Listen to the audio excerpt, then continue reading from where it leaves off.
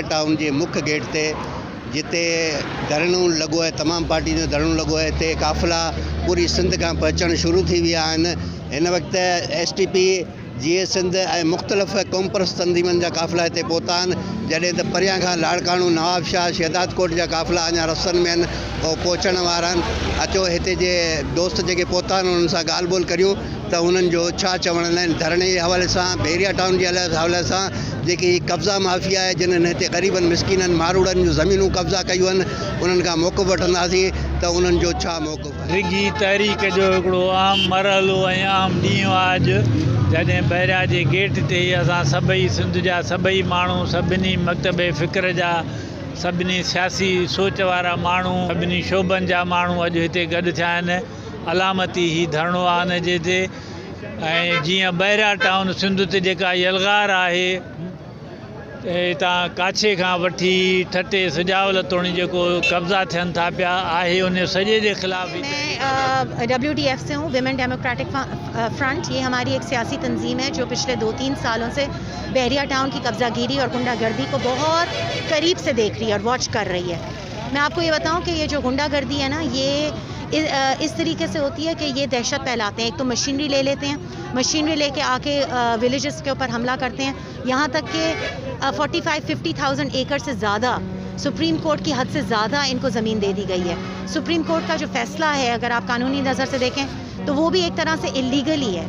तो इनकी जो कब्ज़ागिरियत है उसको हम देख रहे हैं, ये बहुत बर्बरियत से आते हैं, लोगों को तंग कर। छो ॾिसी रहिया आहियो त सिंधी क़ौम जो हिन सिंध गवर्नमेंट जे बर्बरियत ऐं मलिक रियाज़ जे कब्ज़ाखोरी जे ख़िलाफ़ु हिकिड़ो रेफरेंडम आहे, जेको सिंधी माण्हुनि जे क़दीमी ज़मीननि ते, उन्हनि जे ॻोठनि ते कुझु सालनि खां कब्ज़े करण जी कोशिशि करे रहिया आहिनि, कोशिशि न करे रहिया आहिनि, कब्ज़ो करे चुका आहिनि। हितां जा माण्हू वीचारा आहिनि, सदियुनि खां न हुन वटि पाणी आहे, न बिजली आहे, न गैस आहे। कल्ह कलूणी हिते बैरिया टाउन जो मनसूबो थियो आहे, जंहिंमें हितां जे माण्हुनि जो हक़ मारे, हुतां बिजली, गैस, पाणी, हितां जे माण्हुनि खे पीअण लाइ पाणी मुयसरु न आहे, बिजली न आहे, गैस न आहे। अॼु बि उहे जेको आहे काठियुनि ते जेको आहे मानी पचाइनि था, उहे परे परे खां पाणी भरे। सिंध इंडियंस राइट्स अलायंस जे सॾ ते गॾु थिया आहियूं पंहिंजी धरतीअ जी हिफ़ाज़त जे लाइ। बैरिया टाउन जेको मुसलसल कब्ज़ागिरियत थो करे, ॾाढाई थो करे, ऐं जेके असलोकी रहाकू आहिनि उन्हनि खे बेघर थो करे।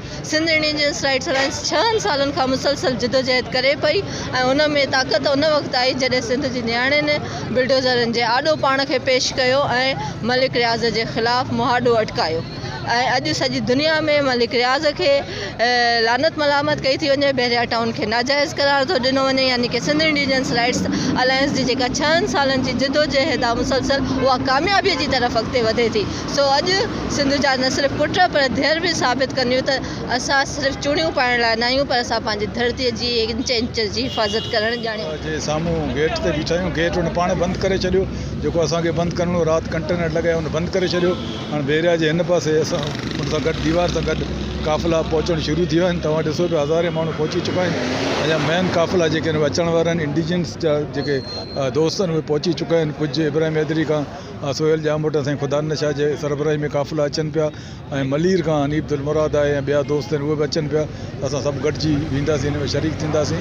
ऐं अवां जेके दाबेजी खां दोस्त आया उन सभिनी जी महिरबानी, ऐं इनशाअल्लाह असांजो उमेदु आहे त हिते असां लखे माण्हू गॾु थी पंहिंजो एहतजाज रिकॉर्ड कराईंदासीं त हीअ स्कीम जेका आहे गैर क़ानूनी आहे ऐं हिनखे कंहिं बि सूरत में असांखे क़बूल न आहे। जेके धरण में 6 जून ते सिंध एक्शन कमेटी जे आयल जेके दोस्त हुआ, जेके महिमान हुआ, उन्हनि खां तव्हां उन्हनि जी राय ॿुधी, व्यूज़ उन्हनि जा ॿुधा। इनशाअल्लाह असां हिते TN न्यूज़ तव्हांखे बैरिया टाउन जी अॼु जे हवाले सां, 6 जून जे हवाले सां पूरी कवरेज ॾींदी, लम्हा कवरेज ॾींदी। जीअं ई बाक़ी काफ़िला पहुचणु शुरू थींदा, जीअं ई इनशाअल्लाह तव्हां सां गॾु रहंदासीं। असां सां गॾु रहिजो। तव्हांजो मेज़बान शाहिद समूह, TN न्यूज़।